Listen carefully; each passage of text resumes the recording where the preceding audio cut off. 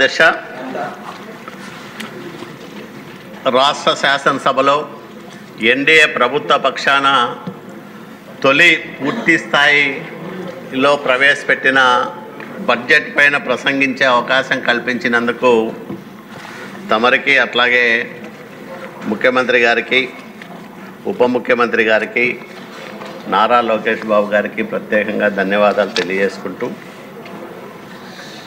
ప్రజల ఆశలను ఈడేర్చే విధంగా ఆకాంక్షలను నెరవేర్చే విధంగా ఆర్థిక మంత్రి పయ్యావుల కేశవ్ గారు ప్రవేశపెట్టిన ఈ బడ్జెట్టు ప్రజామోదం పొందింది అనే దానికి బడ్జెట్ ప్రవేశపెట్టిన నాటి నుంచి పత్రికల్లోనూ ప్రజల్లోనూ జరుగుతున్న చర్చ, వస్తున్న వార్తలు ఇవన్నీ కూడా చాలా స్పష్టంగా మనకు తెలియజెప్తాయి దశ.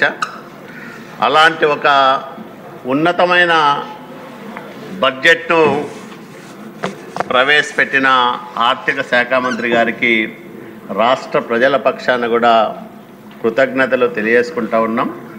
25-26 ఆర్థిక సంవత్సరానికి మొత్తం 3,22,359 కోట్ల రూపాయల వ్యయం కాగల బడ్జెట్ ప్రతిపాదనలు సభ ముందు ఉంచి ఏ ఏ శాఖలకు ఎంతెంత కేటాయించారు, ఆ శాఖల్లో గత సంవత్సరంలో జరిగిన వ్యయం ఎంత, తాజా బడ్జెట్లో ప్రతిపాదనల వివరాలు ఇవన్నీ కూడా మన ముందుంచారు అధ్యక్ష.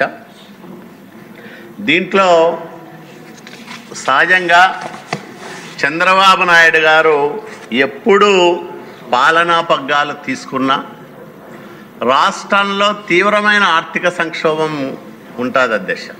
అంటే కష్టం వచ్చినప్పుడే సాధారణంగా దేవుడు గుర్తొస్తాడు. ఆంధ్రప్రదేశ్ రాష్ట్ర ప్రజలకు కష్టకాలంలోనే చంద్రబాబు నాయుడు గారు గుర్తొస్తారు.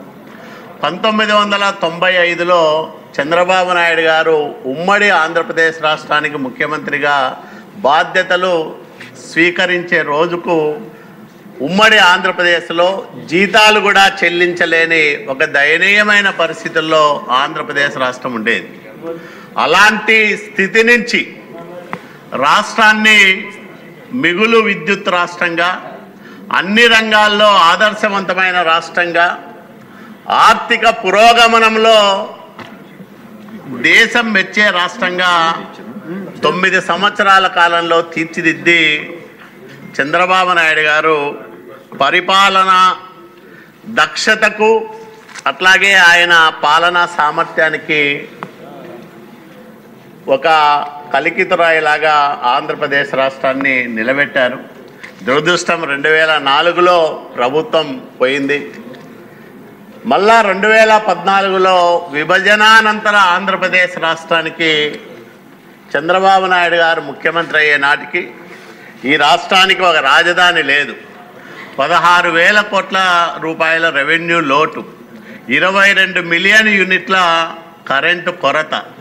అసలు ఈ రాష్ట్రం ఏమైపోతుంది, ఈ రాష్ట్రాన్ని ఎట్లా కాపాడుకుంటారు అని ప్రజలందరూ, మనమే కాదు ఈ రాష్ట్రంలో బతుకుతున్న మనమే కాకుండా ప్రపంచవ్యాప్తంగా ఉన్న తెలుగు వాళ్ళందరూ తీవ్రమైన ఆందోళన వ్యక్తం చేస్తున్న సందర్భంలో ముఖ్యమంత్రిగా బాధ్యతలు తీసుకున్న చంద్రబాబు నాయుడు గారు ఈ రాష్ట్రానికి నేనున్నాను, నేను ఈ రాష్ట్రాన్ని బాగు చేస్తానని 2014-19 మధ్యకాలంలో సంక్షేమానికి పెద్దపీట వేస్తూనే అభివృద్ధిలో ఆంధ్రప్రదేశ్ను పరుగులు పెట్టించిన విధానాన్ని మనం చూసాం అధ్యక్ష.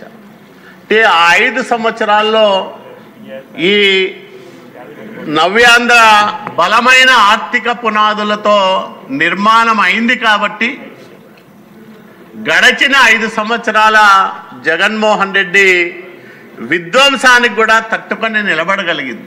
లేకపోతే ఎప్పుడో ఈ రాష్ట్రం తీవ్రమైన ఆర్థిక సంక్షోభానికి గురై ఆకలి కేకలతో అలమటించే పరిస్థితి వచ్చేది.